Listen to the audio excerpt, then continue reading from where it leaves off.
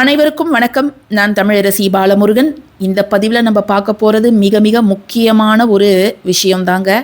நாளைய தினம் பார்த்திங்கன்னா பிப்ரவரி மாதத்தோட கடைசி நாள் 28/2/2026 சனிக்கிழமை. நாளைய தினம் முக்கியமான ஒரு யோகம் இருக்குதுங்க. அதுதான் திரிபுஷ்கர யோகம். ஏற்கனவே இந்த மாதத்தோட தொடக்கத்தில் இந்த மாதம் திரிபுஷ்கர யோகம் என்னைக்கு வருது அப்படிங்கிறத நான் அவங்க கூட ஷேர் பண்ணியிருந்தேன். அது மட்டும் இல்லாமல் அந்த நேரத்தில் உங்களிடம் வெள்ளி பொருள் இருந்தால் அந்த வெள்ளியை வைத்து நாம் எப்படி தங்கத்தை நம் வசம் ஈர்க்கலாம் அப்படிங்கிறத ஒரு பதிவாக கொடுத்துருந்தேன். மிக மிக சக்தி வாய்ந்த ஒரு வழிபாட்டு முறை அது. தங்கம் வாங்கிறது ரொம்ப கஷ்டமாயிடுச்சு இந்த காலகட்டத்தில். 1 கிராம் அல்லது 1/4 சவரன் வாங்குறது ரொம்ப கஷ்டமாக இருக்குது அப்படிங்கிறவங்க உங்ககிட்ட இருக்கக்கூடிய தங்க செயினோ தங்க மோதிரமோ அல்லது கொலுசோ அல்லது ஒரு குங்குமச்சிமிழோ எதுவாக இருந்தாலும் அதை நீங்கள் பயன்படுத்தி தங்கத்தை உங்கள் வசம் ஈர்க்க முடியும். அதனால் நாளைக்கு வெள்ளியாவது வாங்குங்க. திரிபுஷ்கர யோகத்தில் தங்கம் வாங்கிறது கஷ்டம் அப்படின்னா வெள்ளி பொருளாவது வாங்குங்க அப்படின்னு சொல்லியிருந்தேன். ஆனால் துரதிர்ஷ்டவசமாக இந்த மாதம், அதாவது பிப்ரவரி மாதம் பார்த்திங்கன்னா 2 யோகம் நமக்கு வந்திருக்குது. ஆனால் இந்த 2 யோகமே நகைக்கடை திறந்திருக்கக்கூடிய நேரத்தில் நமக்கு வரல. அதாவது ஒன்று அதிகாலையில் வருது அல்லது காலை 9:30க்குள்ளார முடிஞ்சிடுது. நகைக்கடைகள்லாம் எப்பொழுதும் இதை மாதிரி டி நகர் முக்கியமான ஏரியாக்களில் இருக்கக்கூடிய நகைக்கடையெல்லாம் 10 மணிக்கு மேலே தான் திறப்பாங்க. ஸோ நம்ம இந்த மாதத்தில் வர 2 நாட்களிலும் தங்கமோ அல்லது வெள்ளியோ அல்லது வீட்டுக்கு பயன்படக்கூடிய பொருட்களோ அல்லது பட்டுப்புடவைகளோ நம்மளால் வாங்க முடியாமல் போயிடும். இந்த பதிவில் நம்ம பார்க்க போகிறது, சில பேர் என்ன சொல்லியிருக்கிறாங்கன்னா, வெள்ளி கூட என்கிட்ட இல்லைங்க, நான் என்னங்க செய்கிறது அப்படின்னு கேட்டிருக்கிறாங்க. ஸோ அவர்கள் கவலைப்பட தேவையில்லை. எதுவுமே இல்லைன்னாலும் நாளைக்கு இந்த 3 பொருட்களை ஒன்றாக வையுங்கள். மிக மிக எளிதாக கிடைக்கக்கூடிய 3 பொருட்களை நீங்கள் ஒன்றாக வையுங்கள். இப்போ டைம் என்னன்னு நான் உங்கள் கூட ஷேர் பண்ணுறேன். அது மட்டும் இல்லாமல் எல்லாருமே கமெண்ட் செக்ஷனில் ஸ்வர்ணம் வசி வசி அப்படிங்கிறத எழுதுங்க. நமக்கு வாய்ப்பு கிடைக்கும் பொழுதெல்லாம் நேர்மறையான சொற்களை நாம் உச்சரிக்கும் பொழுதும் அதை எழுதும் பொழுதும் நமக்கு தெரியாமலேயே அந்த ஒரு விஷயம் நடப்பதற்கு நாம் உறுதுணையாக இருக்கிறோம். இப்போ ஸ்வர்ணம் வசி வசி நீங்கள் டெக்ஸ்ட் பண்ணும்போது உங்களுக்கு தெரியாமலேயே தங்கத்தை உங்கள் வசம் ஈர்ப்பதற்கான வேலையை நீங்கள் ஆரம்பித்து விட்டீர்கள் அப்படின்னு தான் அர்த்தம். நாளைக்கு சனிக்கிழமை. இந்த திரிபுஷ்கர யோகம் அப்படிங்கிறது தங்கம் மட்டும் சேர்வதற்கான ஒரு யோகம் மட்டும் கிடையாதுங்க. நம்முடைய கடன் சுமை தீர்வதற்காகவும் இதனை நாம் பயன்படுத்தி கொள்ளலாம். எந்த ஒரு புது தொழில், புதிய முயற்சி, புது பேச்சுவார்த்தை, புதிய ஒப்பந்தம், புது ஒரு அக்ரிமெண்ட்டில் கையெழுத்து போடுறது, எது வேணாலும் நம்ம இந்த நேரத்தில் செய்யலாங்க.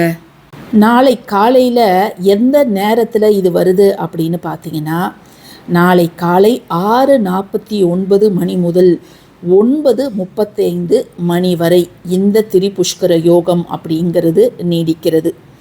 நம்ம நல்ல விஷயங்கள் இந்த நேரத்தில் செய்யாவிட்டாலும் இந்த ஒரு குறிப்பிட்ட நேரத்தில் செய்யக்கூடாத விஷயங்கள் என்னென்ன அப்படிங்கிறதையும் தெளிவாக அந்த பதிவில் நான் உங்கள் கூட ஷேர் பண்ணியிருக்கிறேன். நான் டிஸ்கிரிப்ஷன் பாக்ஸில் அந்த பதிவோட லிங்க்கையும் ஷேர் பண்ணுறேன். இப்போது நாம் பார்க்கக்கூடியது மிக மிக முக்கியமான 3 பொருட்கள்.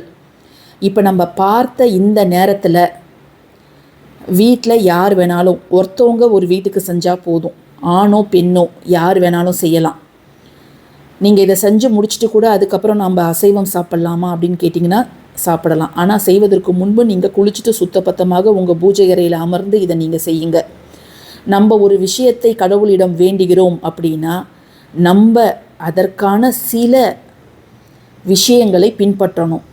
இப்போ குளிச்சுட்டு செய்யுங்கன்னா நீங்கள் அவசியம் குளிச்சுட்டு இந்த விஷயத்தை உங்களுடைய பூஜை அறையில் விநாயகர் படத்திற்கு முன்பு விளக்கேற்றி வைத்து நம்ம ஸ்வர்ண கணபதியை வழிபட செய்ய போகிறோம்.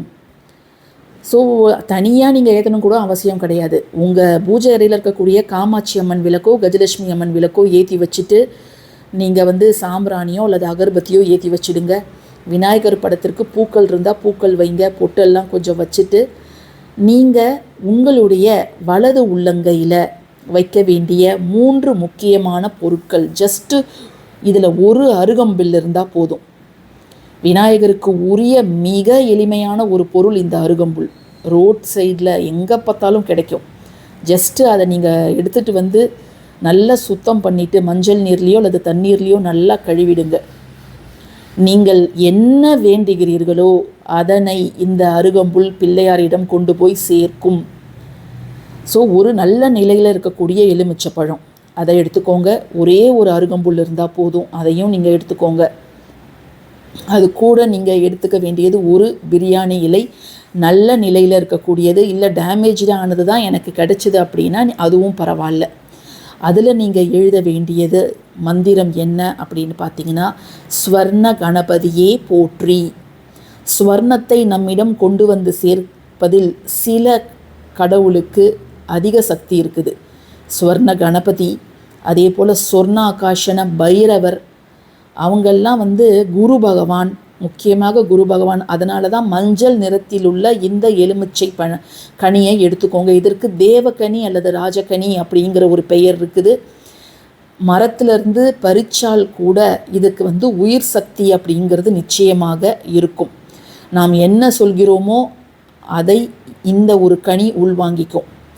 நல்லது சொன்னாலும் இது உள்வாங்கிக்கும், தீயது சொன்னாலும் உள்வாங்கிக்கும். அதனால தான் மாந்திரீகத்தில் இந்த ஒரு எலுமிச்சை கனி ரொம்ப முக்கிய பங்கு வகிக்குது. ஸோ இதற்கு நல்லவற்றைக்கு மட்டும் நம் இதை பயன்படுத்த போகிறோம். அதுவும் தங்கத்தை நம் வசம் இருப்பதில்.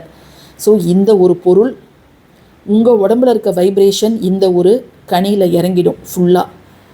ஸோ நீங்கள் உங்கள் பூஜை அறையிலையோ அல்லது பூஜை அறை ஷெல்ஃபாக இருந்தால் உங்கள் ஹால்லையோ அமர்ந்து அந்த ஒரு குறிப்பிட்ட நேரத்தில் இதை நீங்கள் செய்யணும்.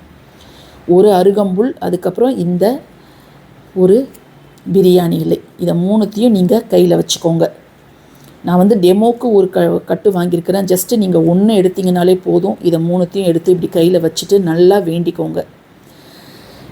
எனக்கு தெரியாமல் நான் ஏதாவது தவறுகள் செய்து அதனால் சொர்ண தோஷம் ஏற்பட்டு இருந்துச்சுன்னா அந்த தோஷமானது என்னை விட்டு நீங்க வேண்டும். அடமானத்தில் இருக்கக்கூடிய நகைகள் என்னிடம் சேர வேண்டும். அந்த நகைகளை நானோ என்னுடைய பெண் குழந்தைகளோ போட்டு அழகு பார்க்க வேண்டும்.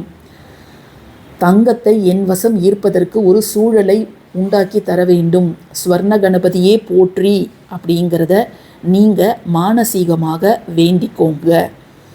வேண்டிட்டு இந்த 3 பொருளையும் விநாயகர்கிட்ட நீங்கள் வச்சிடுங்க. சரிங்களா? அடுத்த நாள் காலையில், அதாவது ஞாயிற்றுக்கிழமை, இது காஞ்சி போயிருக்கும். இதை எடுத்து கால்படாத இடத்துல நீங்கள் போட்டுடலாம். இந்த ஒரு எலுமிச்சங்கனியை நம்ம ஜூஸ் போட்டு வீட்டில் இருப்பவர்கள் பருகலாம். இந்த ஒரு பிரியாணி இலை பிள்ளையார் படத்திற்கிட்டேயோ சிலைக்கிட்டேயோ அப்படியே இருக்கட்டும். நீங்கள் ஒவ்வொரு நாளும் பூஜை செய்யும்பொழுது இது உங்கள் கண் பார்வையில் படும். ஸோ இது நீங்கள் பார்த்து பார்த்து திரும்ப திரும்ப உச்சரிக்க நகைகள் உங்களிடம் சேர்ந்து கொண்டே இருக்கும். ஸோ இவ்வளோதான் நீங்கள் செய்யணும். இதை நீங்கள் அடுத்த திரிபுஷ்கர யோகத்திலையும் இதை நீங்கள் செய்யலாம். அப்போ இதே இலையை நீங்கள் பயன்படுத்திக்கலாம். இந்த பதிவு பிடிச்சிருந்ததுன்னா கட்டாயமாக லைக் பண்ணுங்கள், ஷேர் பண்ணுங்கள், நம்ம சேனலுக்கு சப்ஸ்கிரைப் பண்ணுங்கள். தேங்க்யூ ஃபார் வாட்சிங் திஸ் வீடியோ. நன்றி.